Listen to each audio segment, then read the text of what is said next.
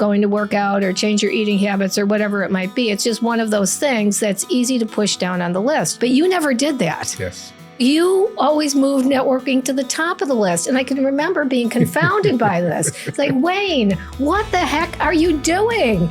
You're constantly networking. With authenticity. With authenticity, yes, yes, yes. When you network with people, you really did take that core value of networking, which is the idea of giving first and receiving second.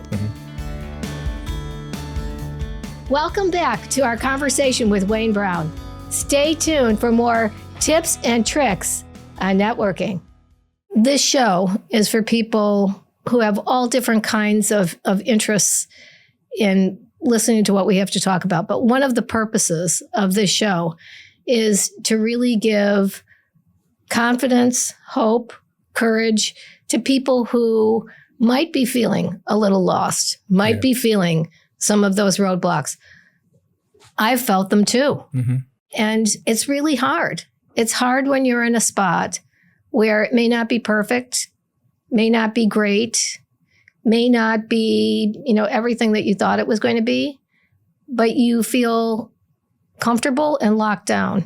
Yep. Your paycheck, your title, your team, the company, whatever it is, all of that kind of puts you in a cocoon and insulates you from the messages that the world is trying to send you, which is time to go do something different. Karen, I think about that, and I thought about, just kind of thinking about this conversation. So what I did do after we worked together, I went to work for Citigroup. I worked there for 2 years until my job was eliminated. 46,000 people left. Yes. And then I took a job for 3 months. 2 months later, I got another job. And I was vacillating between starting my own business or taking another job. I took another job. I stayed there for 4 months, and then I quit.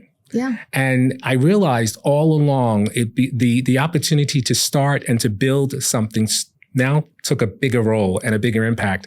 So I felt that it was something burning now, so physically, that was burning inside, that it was time to do this.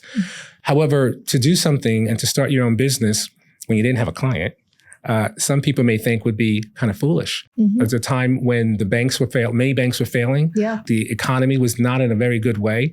And here I was, said, okay, I'm going to start my own business and I want to make a go at it based on my research, based on all the things that I read, based on my networking, and realizing the fact that I wanted to do something and have an impact. That network, which you referenced a few minutes ago, I think is something that many people don't understand and they don't value the significance of it. Yeah. At the end of the day, everything happens because of your network. They don't teach networking in school. It doesn't affect people from an academic standpoint. There are people whose personality now come into play where maybe they're introvert, maybe and they don't feel, or they're very apprehensive about networking. And so that becomes a problem. But for my own self, networking was always important. I'm in touch with people that I went to elementary school. I'm in touch with people that I went to high school with, college, my first job out of college. I'm in contact with people throughout the years. And I realized, because it's how I view people and how I understand it's not just giving them something that they need. It's an exchange of information. It's exchange to help others, and ultimately others will help you back, maybe or maybe not, but it's the way that you leave your footprint and your mark. So I think the networking is really important, and that sometimes people don't necessarily know how to network. So I've actually started a program around that, which we can talk a little bit about later. I am amazed that there are people who have very good titles, that are accomplished roles, but they lose that role. That role is gone. That job is eliminated, and they are at the very beginning steps in fear. I'm paralyzed. And now what do I do? Right. And I come back and I say, well, there are things that you should have done all along. And realizing the fact that networking aspect, because you have so many people that you may, or even if you keep in touch with one or two a month, or just an email randomly, there's so many things that we can do, almost like planting seeds. Right? Eventually, those seeds are going to germinate. They're going to grow. And that's what networking is. But the most important aspect, it starts within your head. It is a mindset. It is a framework that you have to have in your mind that you want to execute against that based on what you want to accomplish. Yes. And you are an extraordinary networker. Even before the term was coined, you were doing it. And in all of my interaction with you in the structured environment, and now that you're off doing your entrepreneurial journey, that has been the one thing that I would say stands out beyond all others. I mean, you've got many gifts, but that one thing, your ability to recognize, value, and build that network is extraordinary. And so the thing about networking that I've found, which came more naturally to you, but may not be for others, is that it does require work. It requires a commitment. It requires some discipline.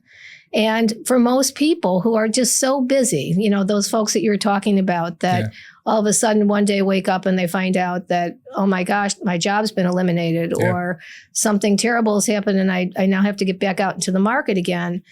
Without this network, you do feel lost. Yes.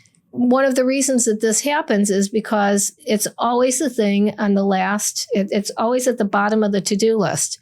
It's like going to work out or change your eating habits or whatever it might be. It's just one of those things that's easy to push down on the list.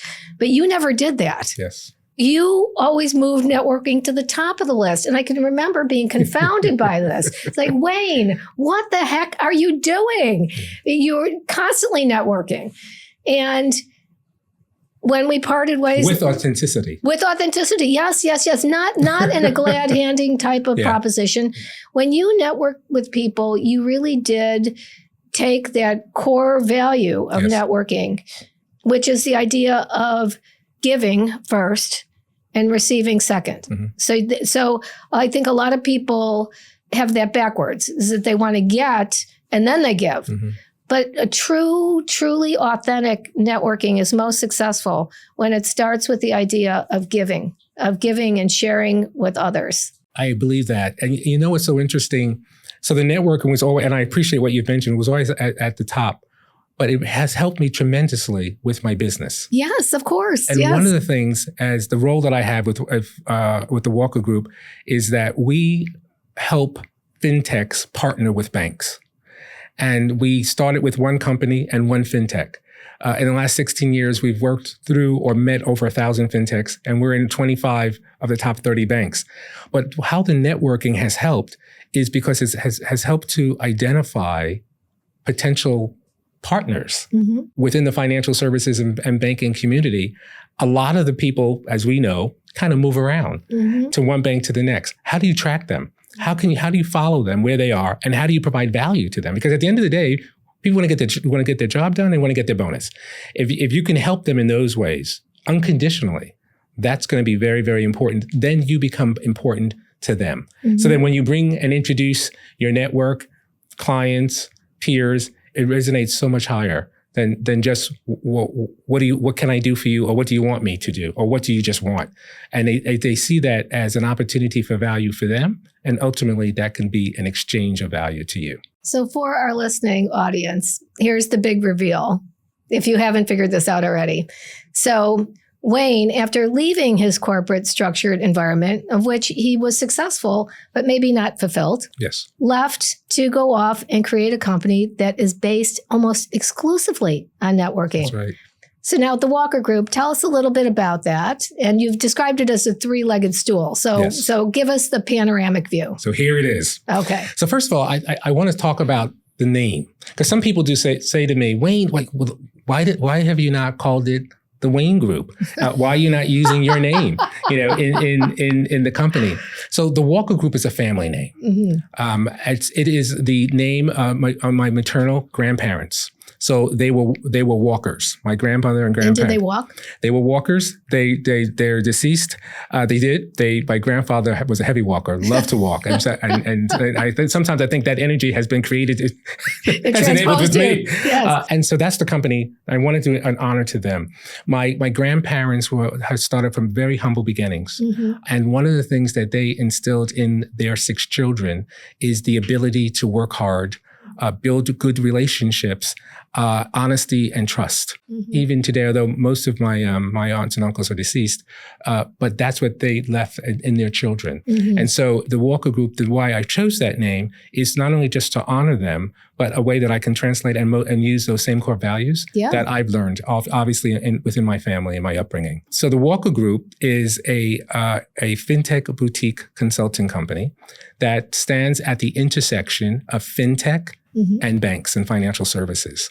We help FinTechs to align, partner, and resell their services to banks. Mostly these services have to do with money movement. And the point of entry within these banks are treasury.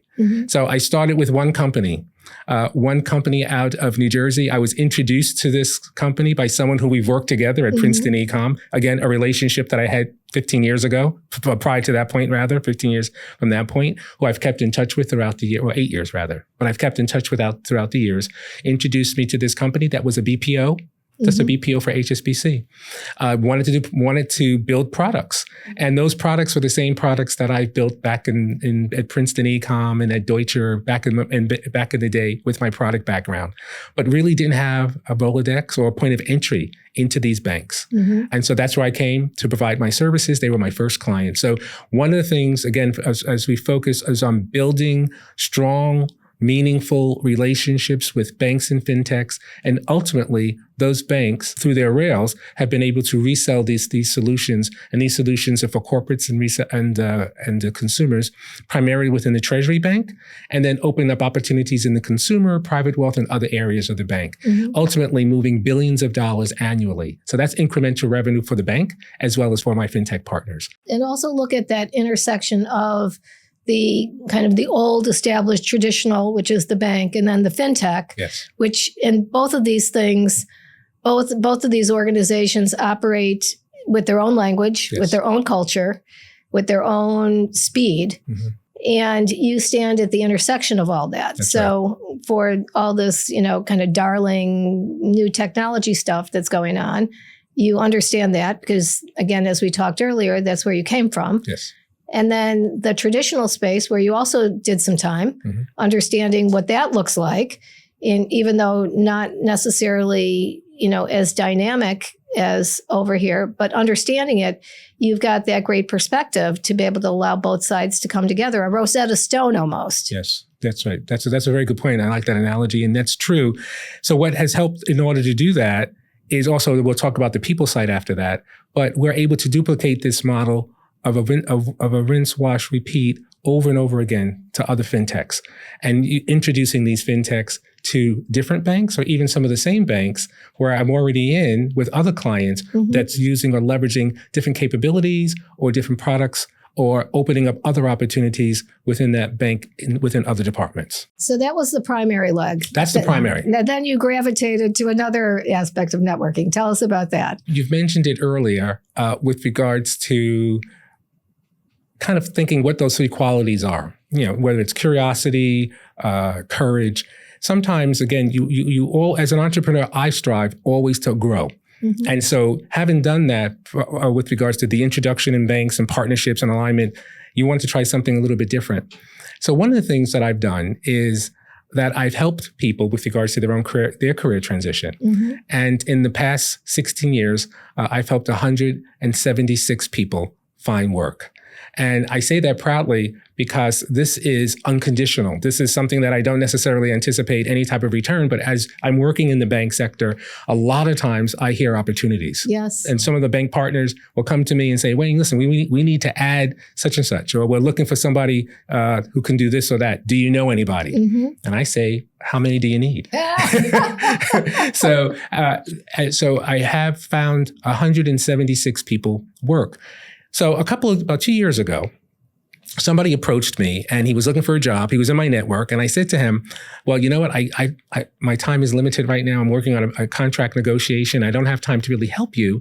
But if you get 3 people together that are looking for work, that if you can find 3 other people, I'll schedule time on Friday from 2 to 3. And let's do this together. Because I realized that a group of people can do this at scale that I can't accomplish. So the following Friday, I send a meeting invite. He found 2 other people. And so we had 2 other people besides himself, 3 people. And we talked about what are they looking for? What are their challenges? And they were all within the banking financial services community. So they went and told their friends. And so I scheduled meetings every Friday from 2 to 3 and I formed a LinkedIn group. And right now there's 135 people in that LinkedIn group. Wow. It'll be 2 years this November. So we decided to, after 6 months, we moved to every other Friday. And then we moved to just one Friday a month. And then we have office hours. And so right now, currently, we're working on 3 positions at the senior level with a top tier financial brokerage company. Wow. And the person will find out within the next week if they got the job. Now, that is called the exchange. Yeah. And we have different cohorts of the exchange. Okay. One is for people that are in transition or who want to expand their network.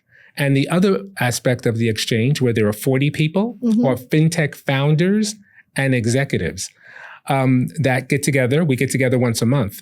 One FinTech CEO actually, through that group, just found an opportunity 2 months ago that is forecasted for $1 million of incremental revenue a year. Oh my goodness. And they met that person, they met that opportunity through one of the networking groups that we held 6 months ago. Another CEO founder has just invited someone who was looking to build out their brand to participate in a conference.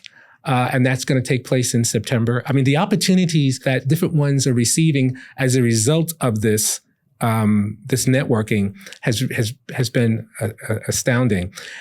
So what we've decided to do is that we have a mixer that we have every 2 months, and we have one that's going to be the 30th of July. It's going to be from 6 to 8 p.m. And we also have opened registration. And what's interesting is that some senior executives that are business leaders in their field are already participating, and we're doing a promotional campaign to let our network know some of the people that are already signed up. Now, why is that important? A lot of times people attend conferences primarily just to meet people. That's right. But that's expensive. And what we've seen is that because of slashed budgets, a lot of people don't get a chance to do that. That's right. So we decided to take that aspect, move it virtually through the exchange mixer so people can engage and meet people that they would ordinarily meet at conferences for a much, much, much cheaper price. Yeah. In fact, it's just a small registration fee. And more flexible in terms of the time commitment and all of that. Yeah. Absolutely. Okay. And so that's what we're doing with the exchange. And I think, as you mentioned, that the other leg of what we do is we've opened up to work with our clients to open up webinars and events. Oh. So it's a little bit different than just the exchange mixer where people are meeting. We've held over 60 events. Those include webinars and in-person events that we host. So a whole business built on networking. Yes. Pretty damn good. Yeah. Yeah. I'm proud of that. I'm really, I did not think or anticipate that this is a lot and hard work. But it doesn't seem like hard work, Karen. In fact, it's a lot of fun. Yeah. You're driving with purpose. You want to accomplish. But when you realize the impact that you're having on people, as I said earlier, and you're able to help companies cut their marketing budgets or shift their marketing budgets so where they can get a greater good, a greater benefit, I could see the real benefit of this and see that I think it's something I probably, in retrospect, if I can tell it to my younger self, I should have started earlier. But I guess timing is always good because you do learn and you can't go back and look at what you could have done, but use that power and energy to create something what you want it to look like. Life is a forward game. Yeah. It is a 100% forward game. Yeah. And all things with purpose. We talked about that earlier. This whole idea of every experience that you have, if you're open to it, plays into what's going to happen down the road. Yeah. Nothing happens without design. It does. You've mentioned something, though, very interesting. And I think that, and for your listeners, I think this is really important. A lot of times when we go down this road that we want to make a change, we want to do something different, and that we're at the decision point or the point that we're vacillating. Should we do this or should we not do this? Should we do this or should we not? That's time and energy that we could use otherwise, right, to build. But the other aspect comes in is that we don't do this by ourselves, that there are people that are doing this along with us. There are entrepreneurs that we can connect to. Whether it's books that we read or organizations that we're a part of or people that we could reach out to. So when I even think about some of the things that you are doing and connecting with others that are doing this, it gives us the courage and the motivation to realize, you know what, we can. There are very, very, very few things in life that are just totally irreversible. And one of the things that I realized, if I go at this, and say, for example, there is a small possibility that it doesn't work, then you figure it out and what you need to do. But then that's not me going through something in fear of thinking, well, what's going to happen? What's going to happen? And think about that's just the worst. In many situations, those things that we think about, those worst things that can happen, most of the times that's not even the case. Yeah. And we're thrown into so many positive things and we grow. And we grow personally. We grow professionally, and we grow in other ways as well. So I had to stop all the eating that I was doing, as far as to the restaurants and dining. Well, you are 100% right in that, we have the opportunity to look at our experience as we go through this life to say, is it good or bad? Yeah. What did I take away from it? And in every single thing, there is usually one nugget. It might not be a big one, might be a little tiny one, but all of that plays into where you're going. And as far as the mindset, I've worked with so many people over the years, and many of them are stuck into that kind of negative perspective of, I can't afford to take a risk. I need to have my security. I have to have all of these things. But, if you can't look forward and have confidence in yourself, you really have to stand up at the bat and take the swing. That's true. My husband will cringe when he hears this, but I'll use a sporting analogy. So if you're in the World Series, 9th inning, you're the last batter up, and the score is tied, or let's say you're down a run, and you've already swung out. You've swung 2 strikes, and you've got 1 at bat left. Are you thinking about the 2 strikes that you've just made, or are you thinking about the one that's coming down the line? Where are you going to put your attention? Yeah. You have to put your attention on what's coming at you and swing as best you can, because guess what? If you swing and you miss, there'll be plenty of time to think about that. Plenty of times. But if you're thinking about that in the moment, you're going to blow it. Yeah. You're going to blow it. So you really have to think, you have to take advantage of what you've got, what's come your way. And that's a nice analogy. It's talking about the things that are present. I spoke to somebody yesterday. This person, somebody introduced her to me, and she was she's in transition. So she interviewed me and asked some questions, and she said, part through the conversation, because I'm introducing her to some people that I know that were well aligned with her background. She said, "Wayne, what caused you to become an entrepreneur? I don't think I could do that." So through the conversation, she mentioned that she was from China. She's from China. She moved to the U.S. in order to study abroad and has been here for 30 years. I said to her, how frightening was that? You're in a new culture. You had to become proficient in a new language, a new environment. Everything was new for you. And you've been here 30 years and you've had success. Sometimes in life, I said, we don't look at the things that we've done in the past and see the risk that we've taken and see how we've benefited from that. Yes. Because in life, the things that we have done, it's just a combination of stories and events that are tied together, creating a story for our reality. That's right. And when we pull back and look at the things that we've done, we have to use those same situations and those same experiences that are going to help us as we move forward. And that's what I shared with her. I don't know what that's going to go, but the aspect that we can look at how things worked for us in the past, why not take on these new opportunities and challenges and risk and see what we can draw from. And those experiences, in many cases, show us where we need to focus. It also shows us what we don't want to do. So it's as much about what you don't want to do as much as what you do want to do, I remember a story that you had said, that we have our strengths and our weaknesses. Why not focus on our strengths? Exactly. Let the weaknesses take care of themselves or the challenges. That's something that I've learned from you had shared that. And that's something that makes sense. And that, believe it or not, is where the Walker Group and kind of focusing on an aspect of that. Why not focus on strength? The challenges, they'll take care of themselves. Absolutely. Yes. And that's something that I know that you believe because you shared that. I do believe it. I know you do. I do. Yeah. I do. Well, Wayne, sadly, we are coming to the end of our time. But before we go, I want you, as an expert networker, someone who's built a business, a highly successful business off of this particular skill, if you were to share with our audience 3 things that they could do today to start building their network, what would that be? 3 things. I can do 10, but I'll do 3. It's 1, networking to me is a mindset to prepare your mind and your thought on why networking is important. Just get the why out there. Mm-hmm. Why is it important? And then ultimately through that why it's important to kind of understand what would you like to accomplish, right? What's your goal? The second point is execution of it. And sometimes we think of networking as this big deal, this big thing that we have to do. And sometimes it could be just reaching out to one person, one person that we ordinarily would not reach out to. That reaching out doesn't have to be something that we want to share paragraphs. It could just be a checkup. It could be checking in. It could be sending them an article or a link or saying, you know what, I know what you do and I want to introduce you to somebody who I know. That would be the second thing, just a intentional email, because we don't do calls anymore. Some kind of connection. Text, some type of connection. Yeah. But simple.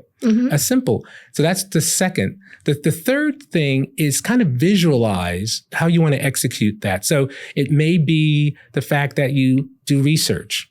Maybe it's different websites. Maybe it's organizations that you may be a part of, or maybe some things that you're thinking about. Just kind of make casually thinking about where you would like to be a part of, or people that you know within these organizations, and just create a framework around what that looks like. So where you would gravitate towards. So identify those areas of gravity. That's right. Yeah. So those 3 things all have to start at the ground floor, right? So it's just mindset, reaching out to one person, and where you want to gravitate to in time. And then ultimately what that would look like with the next layer and the next layer. Because networking is really an iterative, step-by-step process. It's something that takes pieces to build upon, almost like a foundation of a home that you're building brick by brick. The home's not going to be accomplished overnight. It takes time. And you trust that time, and you trust the process, and really be committed to it.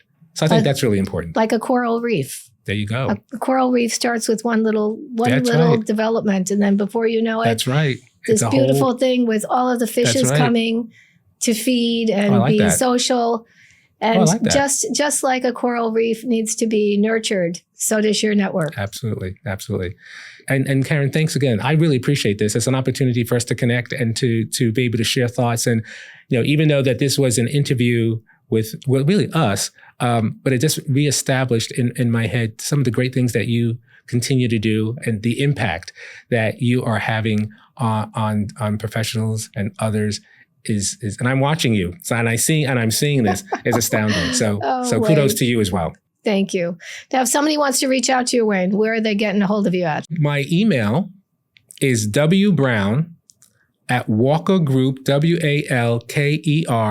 WALKERNYC.com. Okay. That's probably the primary way to get a hold of me. I have a website and LinkedIn groups and all of that, but that's the primary ways through email. Okay, great. And we'll put that in the show notes so everyone has that. Perfect. So will you come back? Absolutely. All right. Absolutely. Wonderful. Yeah, excellent. Absolutely. No, this is great. I appreciate you having me. Well, God bless you, Wayne. Thank you so much for listening to today's episode of Make Minutes Matter.